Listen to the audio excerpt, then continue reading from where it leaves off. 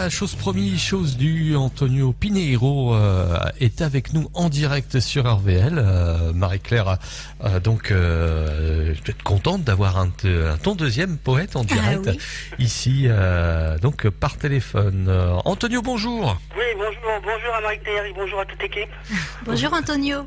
Voilà, donc il fait beau chez vous? J'ai un beau petit soleil. D'accord, vous êtes vers Troyes, hein, ce me disait. Oui, je suis à Troyes, pour ainsi dire à Troyes, oui. Ok, je vais vous laisser parole à Marie-Claire et puis on va découvrir un peu votre univers poétique. Très bien. Bonjour Antonio, je suis ravie de te recevoir à l'antenne d'RVL. Donc voilà, tu vas te présenter, dire ce que tu es et voilà. Eh bien, je ne vais pas prendre en main ce que je t'ai dit parce que ça serait répété. J'aime bien le direct. Donc je suis Pinheiro Antonio, voilà, je suis né au Portugal. Je suis venu en France à l'âge de 7 ans, à peu près, avec mes parents. J'ai suivi la scolarité en France et j'ai fait un CAP d'ajusteur. Puis ensuite j'ai fait mon service militaire parce que c'était obligatoire pour être français. Et oui, à l'époque. Et voilà, ensuite j'ai travaillé chez Michelin, pour ne pas le nommer. Dans la roue, pas dans le pneumatique, il faut le dire parce que... Et j'ai fait une carrière, donc, si on peut dire une carrière dans cette boîte-là. Et l'écriture des poèmes, ça m'est venu d'un seul coup. Ça peut paraître paradoxal parce que je suis d'origine portugaise. Et je suis tombé amoureux de la langue française, en fait, des mots.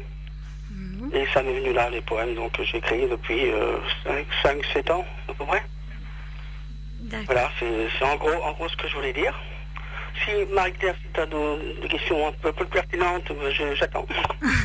Ah oui, je sais que tu vas les attendre. Oui, et puis tu es papa de deux grands garçons. Voilà, j'ai deux grands garçons, oui. J'ai un garçon qui a 35 ans. Oui. Et l'autre qui a 32 ans. Oui. Et donc, Antonio, faut quand même dire que tu es atteint. Tu es atteint de la maladie de Parkinson. J'ai cette pathologie, donc je vais au quotidien, c'est pas simple tous les jours. Ah ben non. Mais bon, je m'en trouve ses manches et puis je tape dans le tas. Eh oui, et je te connais bien. Je sais que tu es quelqu'un qui y va. Oui, je ne peux pas les voir comme ça. Je ne peux pas me laisser terrasser comme ça pour... Voilà. J'ai encore quelques belles années à écrire. Oui, oui. Donc, en outre, tu aimes le domaine aussi des arts, donc le dessin, la peinture, l'écriture. Et voilà, aussi la photographie m'est venue en premier. Oui, et la photographie, Antonio. Quelques dizaines d'années déjà. J'ai fait un petit peu le tour de ce que je voulais dans le domaine photographique normal, entre guillemets. Et aujourd'hui, je voulais m'orienter vers la macrographie. Donc c'est un autre domaine particulier, c'est un domaine qu'il faut absolument découvrir parce qu'on ne sait pas, on peut marcher, regarder les choses et on ne les voit pas, on voit que la surface des choses, on ne voit pas les choses intérieures. Et c'est pas pour observer la nature, la macro, c'est vraiment l'idéal.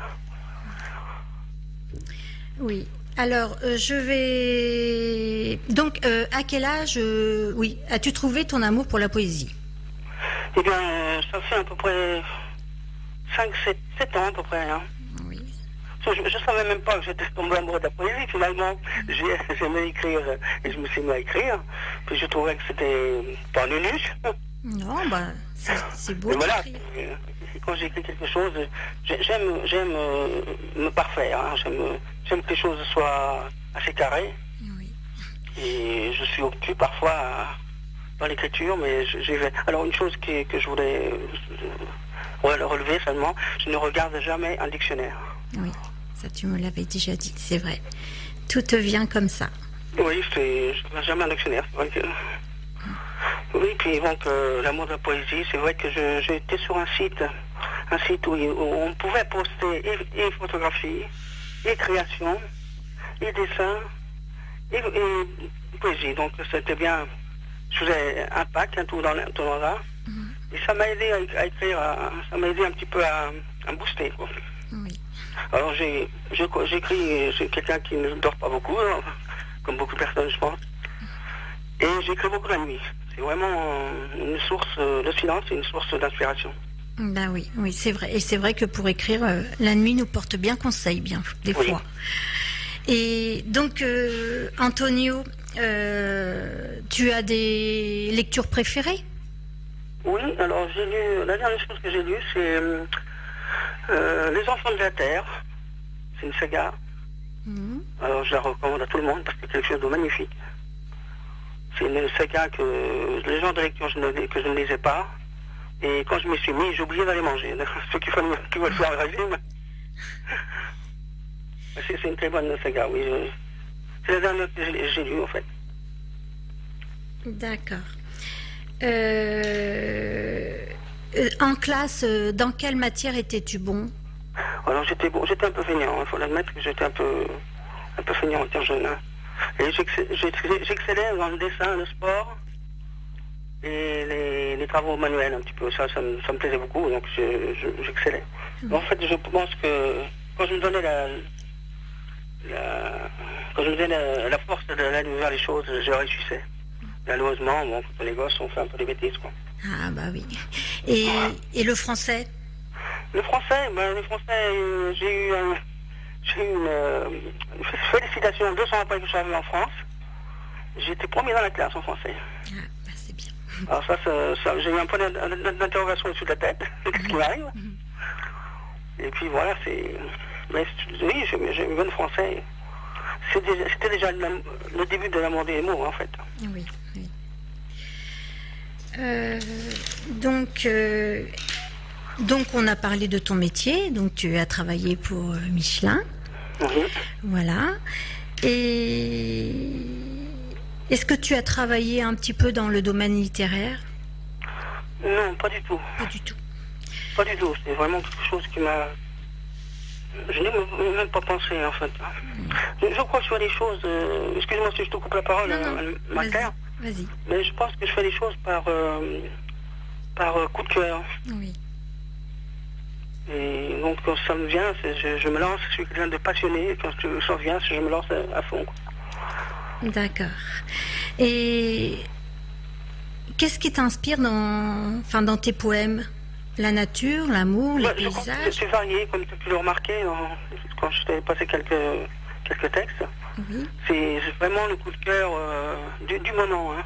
Je vais être touché par quelque chose, ça peut sortir d'un seul coup, comme ça, en 20 minutes, ça peut sortir. D'accord. Et c'est vraiment le moment qui fait que je suis inspiré par ça. D'accord. C'est très varié, c'est très...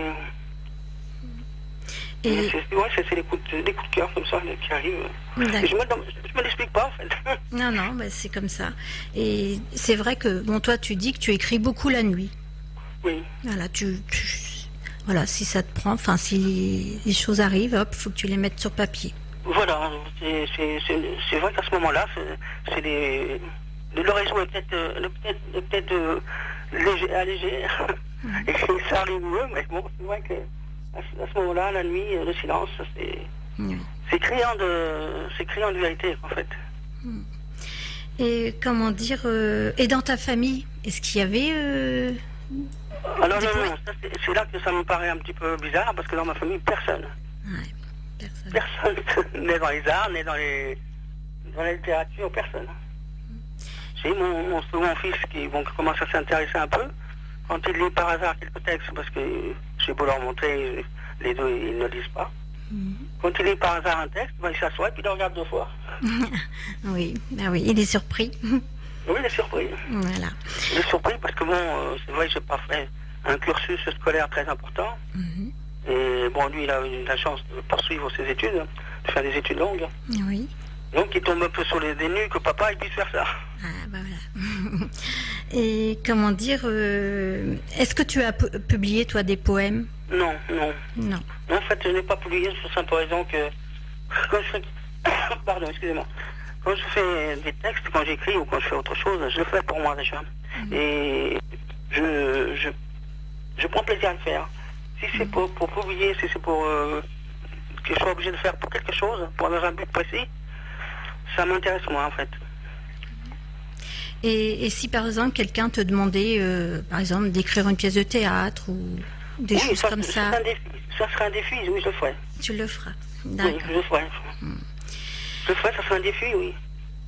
j'ai eu un jour l'opportunité de suivre un match de rugby dans un club déjà important. J'ai eu la chance que les dirigeants du club, ils ont voulu m'autoriser à être autour du stade. Et mes manques de peau, il a plu une averse ce jour-là. J'ai pas pu le faire parce que j'aurais voulu suivre justement du matin jusqu'au soir l'équipe. Oui. En photographie, c'était quelque chose j'étais passionné par ça. Mais bon, il y a eu un orage. Ah oui, pas de chance ce jour-là. Non. Et est-ce que tu peux nous lire, toi, un de tes poèmes? Eh ben, j'ai un sous les yeux. Alors j'ai pris au hasard. Je ne savais pas lequel choisir vraiment. J'ai pris au hasard. Donc je vais te lire un poème. Vas-y, Antonio, nous t'écoutons. Alors c'est lassitude. La lumière s'estompe, je ne distingue plus le bien et le mal, le danger de nos rues. Je cherche ta main, je ne la trouve pas. Souvenir en déclin se feinte de moi. Je prends conscience de l'obscurité. J'en perds les repères, j'en suis terrifié. Comment aujourd'hui suivre tes pas? Tu as trouvé ta route, ne te retourne pas. Je m'assois sur le sol, je ferme les yeux. Passe ma vie en revue, il en reste si peu. Ma volonté s'estompe, je gomme souvenir.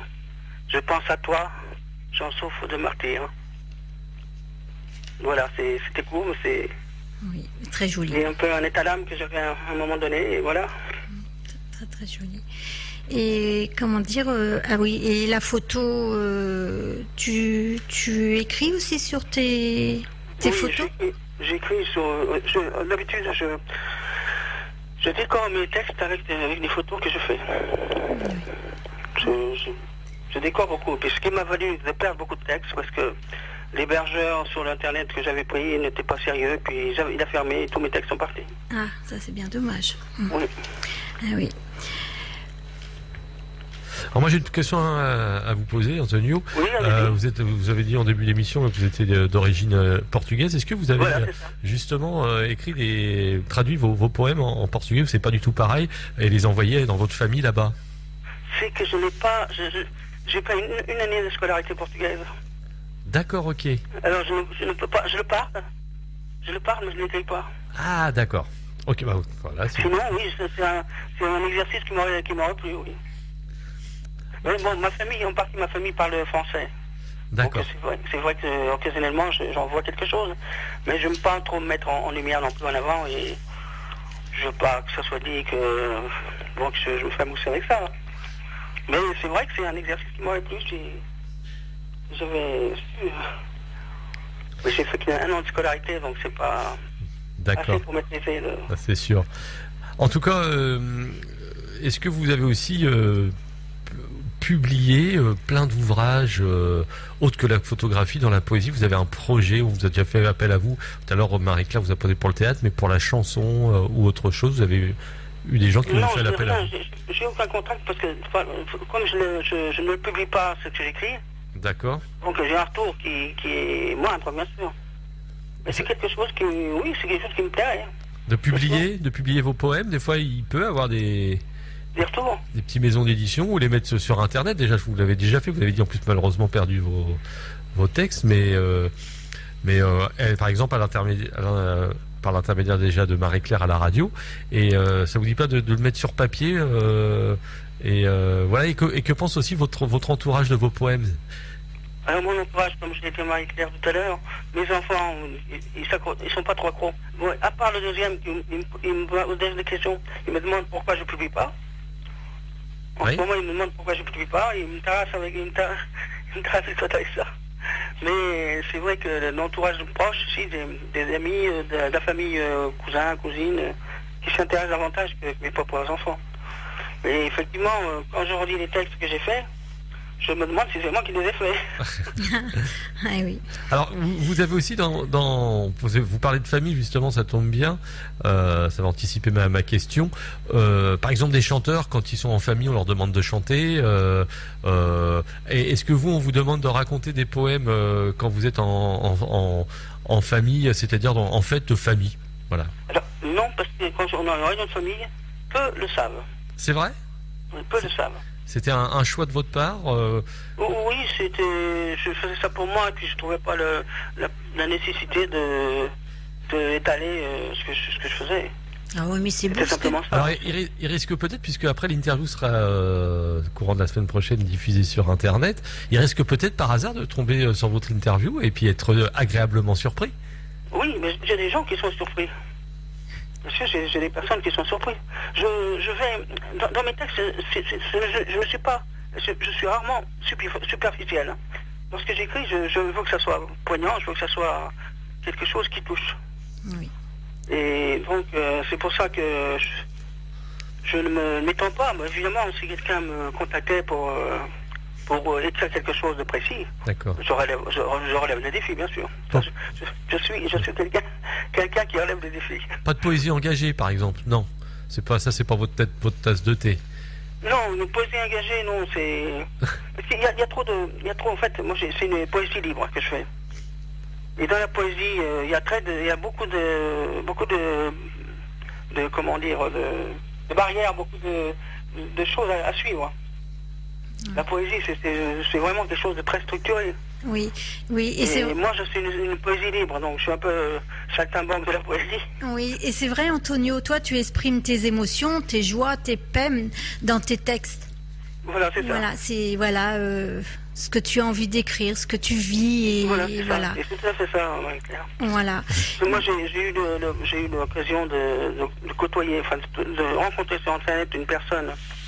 Je ne sais pas s'il faut que je le dis quand même, une personne qui souffrait de ne pas être du sexe qu'elle voulait. Hein. Oui. Et j'ai senti une telle souffrance dans cette personne. Oui. Que j'ai écrit un texte et j'ai donné après. C'est une chose que j'aurais jamais pu écrire autrement. Ouais, j'ai senti une telle souffrance, une telle douleur. Voilà, c'est que toi tu ressens et tu... Voilà, oui, ça je... Et souvent, c'est comme ça que j'écris, oui. Oui, c'est vrai. Une question un peu à tous les deux, là, Marie-Claire et Antonio. Comment vous êtes connus? Comment, Antonio, vous avez connu Marie-Claire? Ou Marie-Claire, est-ce que c'est Marie-Claire qui est plutôt venue vers vous? Eh ben, je vais te répondre, Cyril. C'est que c'est notre chère Marilyn Mauger qui nous a mis en contact. Oui, je connaissais Marilyn. Oui. Oui, Marilyn a un grand cercle d'amis poètes. Par rapport à quoi, vous? Par rapport à un réseau sur Internet? Par rapport à... On peut l'expliquer? Je peux parler, oui. Oui, vas-y, Antonio. Vas-y. Eh bien, Marilyn, je l'ai connue sur un site, est-ce que je peux nommer? Oui. Oui, allez-y. Sur un site Oasis des artistes. Oui. C'est un site où on met des poèmes, on met des créations, on met des photos. Voilà, c'est tout en un, quoi. Et je l'ai connue là, Marilyn, qui, elle, venait me commenter mes poèmes, et que moi, je n'osais pas commenter les siens. Voilà, et elle venait souvent me commenter mes poèmes. Et voilà, et moi, je ne commentais pas les siens, j'étais surpris, parce qu'elle écrit très bien aussi, Marilyn. Oui, oui. Et voilà, c'est comme ça que j'ai connu Marilyn. Après, bon, en privé, je lui ai demandé son avis, et puis on a gardé le contact, donc voilà, on en est arrivé à Marie-Claire. Et voilà, et après, ben voilà, moi Antonio a envoyé des poèmes à Marie-Claire, et puis voilà, et puis les poèmes ont été lus déjà. Hein, oui, et puis bon, Marie-Claire a aussi la photographie dans le panier. Hein. Et oui, voilà, c'est que voilà aussi, bah oui, et puis on a beaucoup de choses en commun, donc il fait que ben voilà, on est sur le même chemin, Antonio. Voilà. Et comment dire, et c'est vrai que Marilyn m'a parlé de toi, et bon, après c'est vrai qu'on a pris contact. On a partagé beaucoup de choses, la photographie, la poésie, et puis voilà. Et ce site existe toujours? C'est pour ça que je suis auprès de vous aujourd'hui. Ce site existe toujours? Oui, ça existe toujours. D'accord. Ouais, on peut le répéter, le site, c'est Oasis. Oasis des artistes. Oasis des artistes. Voilà. Donc il y a un forum où les gens peuvent échanger. Voilà, c'est un site, carrément un site, et que les gens s'inscrivent, s'ils veulent s'inscrire pour déposer leurs œuvres. Et voilà, ils peuvent aller voir, même sans s'inscrire, ils peuvent aller voir. Et donc il y a beaucoup de poèmes, beaucoup de gens qui font diverses choses, des très belles choses, hein. Que ce soit en création artistique, peinture, que ce soit en photographie, que ce soit Il y a des gens qui sont vraiment très bons dans leur domaine. Hein. Ah oui. Et en écriture, en texte aussi. Ah oui, il y a beaucoup de personnes qui sont douées et c'est vrai que... Je pensais même pas qu'il y en avait autant. Alors ils le disent, hein, je viens de regarder là, ils disent Oasis des artistes, le plus beau forum de poésie du web. Et ben voilà. Donc c'est vrai que c'est quelque chose qui est J'en ai vu plusieurs et c'est celui qui est le plus beau, c'est vrai. Ça c'est intéressant aussi pour les auditeurs qui nous écoutent. S'il y a des gens qui écrivent comme Marie-Claire, parce que Marie-Claire n'est pas que animatrice, elle écrit aussi des poèmes, elle a dit, je fais de la photographie, et Antonio qu'on a au téléphone en ce moment, voilà, des gens qui n'osent pas ou publier tout ça, ils peuvent aller sur le site, je pense qu'il y a sûrement une charte à respecter, pas de vulgarité, pas trop politique, etc. Oui. Et à partir, puis je pense pas que ça soit la tasse de thé de ce site. Et donc voilà, Oasis des artistes. Non, j'ai moi-même reçu un carton jaune de ce site-là. Ah oui. J'avais écrit un texte un petit peu osé, mais sans aucune vulgarité. J'ai écrit par métaphore. Donc à aucun moment il y avait un mot vulgaire, aucun. Mais le sens du texte m'a valu un carton jaune et un mail. Bon. Eh ben, Antonio, je suis bien content de ce plaisant échange avec toi. Eh ben, je suis ravi que tu m'aies invité. Eh ben oui, et puis je te dis à bientôt. D'accord, et puis merci à toute l'équipe de m'accueillir. Parce que on va se retrouver nous pour la photo. Ok. Hein? Merci Antonio, et puis à une prochaine alors, avec de toute façon il y aura sûrement d'autres textes lus dans les chroniques de Marie-Claire. Oui, il va passer maintenant, oui, c'est un nouveau poète, et ça y est, il fait partie de Marie et ses amis. Ce qui compte, c'est le premier pas. Oui, et je vais pouvoir lire un texte. Oui, pour terminer, on va laisser Antonio en ligne. Oui, comme Antonio. Ça, il l'entendra en direct, et puis en plus... Je reste en ligne donc. Oui, voilà. Oui. Première fois. C'était un dimanche, de bon matin, il sourit. Mon père, pour ce jour, portait bel habit. Joyeux, il rendait aux passants familiers un salut de bon cœur et certaine fierté. Je l'accompagnais pour la première fois. J'étais son fiston. Il me tendait le bras. Je ne voulais pas qu'il sente de la gêne, lui ralentir le pas devant la foule mondaine. Je comprenais alors que ce serait difficile de suivre ce rythme, d'enjamber gracile. J'ai redoublé d'efforts pour ne pas lui montrer qu'il avait eu tort, je n'étais pas prêt. Du regard discret, il voyait mon calvaire. Laissait pendre sa main, voir ce que j'allais faire. Il ne changea pas son allure d'une unième. Et un sourire soudain mit fin au dilemme. Soudain, me prit dans ses bras. J'étais essoufflée, ne comprenais pas. Voir ainsi mon père rire aux éclats. Voilà, un beau texte aussi d'Antonio. Je te remercie, Antonio. Antonio, et puis à une prochaine alors. Merci beaucoup. Au revoir. Au revoir. Au revoir, Antonio.